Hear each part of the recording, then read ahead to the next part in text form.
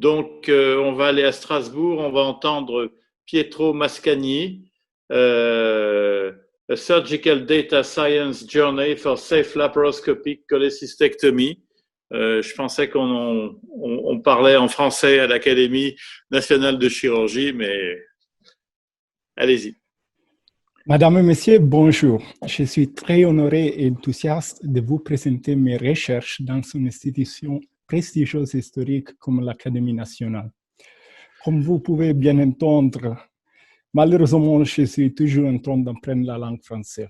Donc, pour garantir une communication scientifique efficace, je vais la présenter en anglais, comme suggéré par le comité d'organisation. In the next 10 minutes, I will try to walk you through the surgical data science journey I was lucky to experience during my PhD in Strasbourg. To start, what has surgery to do with data science?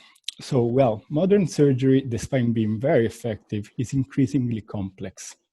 Imagine, in the operating room, we have to interact with a highly specialized team, many technological devices, and operate in a timely manner for the benefit of patient.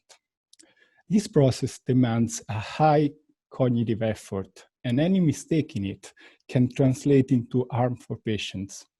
Just imagine that an estimated 65% of medical errors happen in the operating room. Data and analytics, from standard statistics to what today call artificial intelligence, or machine learning and deep learning, could improve surgery by modeling the surgical process and delivering the right information to the right person at the right time. This is the idea that motivated surgeons and computer scientists to join forces in the novel field of surgical data science. But let's get practical and focus on the problem of major bile duct injuries in laparoscopic cholecystectomy.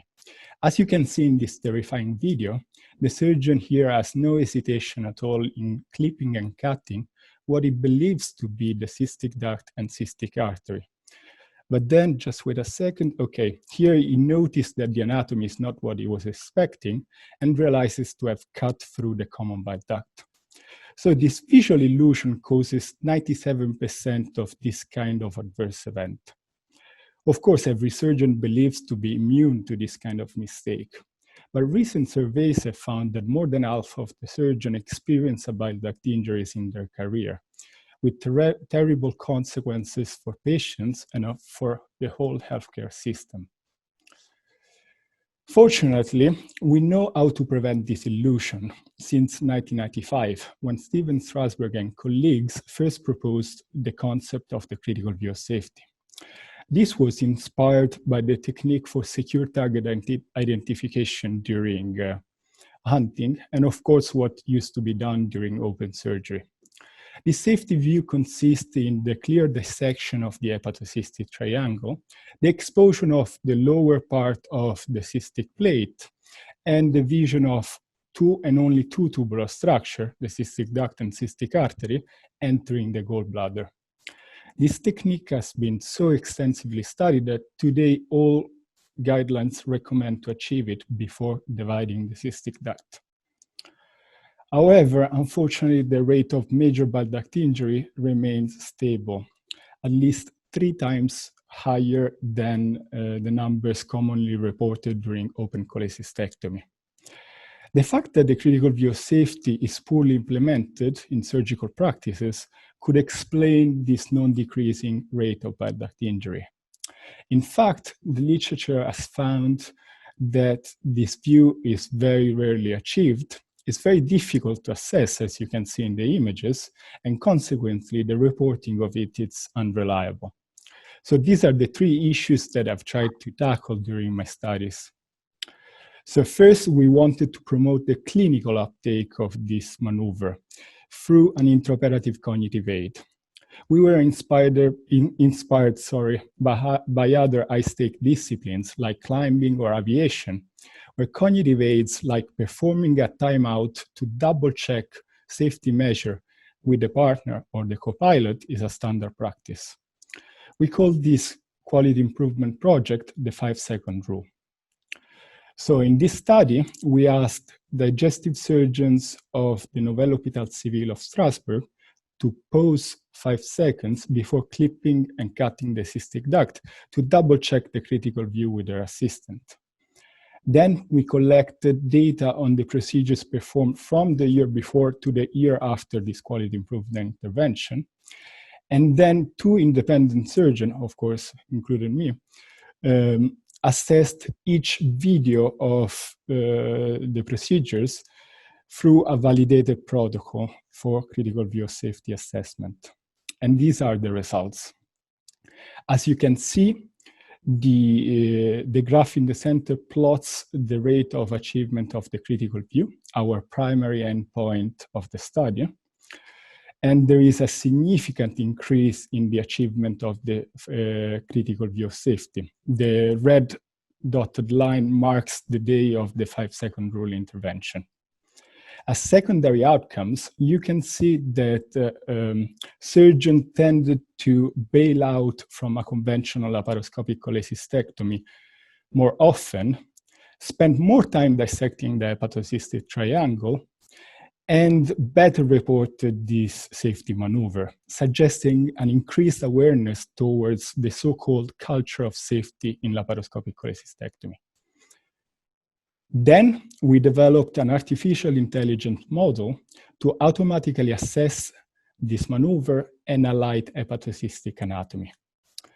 To do that, 2 surgeons collected more than 200 laparoscopic cholecystectomy videos performed by a large variety of surgeons without excluding complex procedures, extracted and annotated with CVS criteria almost 3,000 images from these videos, and further semantically segment the anatomy in a subset of 400 images. Then, together with the computer scientists in our team, we trained DeepCVS, a model we developed to first alight the anatomy and then classify each of the 3 criteria of the critical view as either achieved or not. And these are the qualitative and quantitative results just published in the Annals of Surgery. As you can see, DeepCVS reliably segments anatomy and assess criteria 1, 2, and 3 of the critical view of safety in laparoscopic images. And you can see these are also difficult cases, so it's not selected cases. Right now, we are very motivated and working hard with a larger team to improve these results and finally translate the model in the operating room. Finally, why soccer players and ping pong players can video review their performance, but surgeons cannot yet. To address this shortcoming, we have developed Videos, a computer vision platform for concise video documentation of the critical view of safety. So we know that to report about this view, we should save the part of the video that it's around the division of the cystic duct. So we used a deep learning model for face recognition and surgical tool detection developed in our lab, and a rule-based inference system that I built using surgical knowledge to localize this critical event, the division of the cystic duct. Then the platform automatically saves the 2 minutes of video before these events and the 30 seconds after.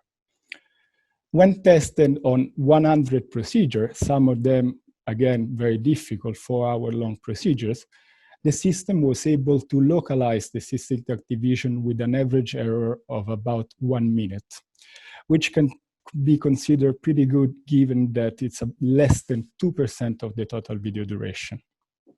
Furthermore, we did surgical analysis of these 2 minutes 30 video to assess whether they were informative by comparing versus full-length videos. And we found that these short videos, like the one you can see at the bottom of the slide, inform about CVS in 91% of the cases, which is considerably more than the rate found in the literature, which is about 18%. So with this, I conclude by summarizing our surgical data science journey so far. So we studied how to better implement the critical view of safety in the operating room.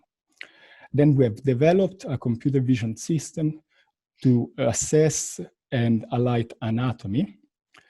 and then another system to do concise video reporting.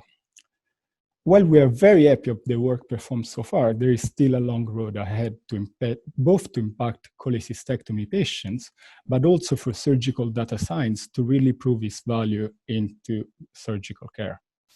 With this, I conclude by thanking the stellar team of computer scientists at iCube, Camalab, University of Strasbourg, and the surgeons that walk with me this fantastic journey. And I invite you also to do so.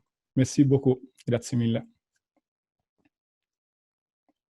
Well, thank you very much. Do you have, is there somebody who wants to ask some question?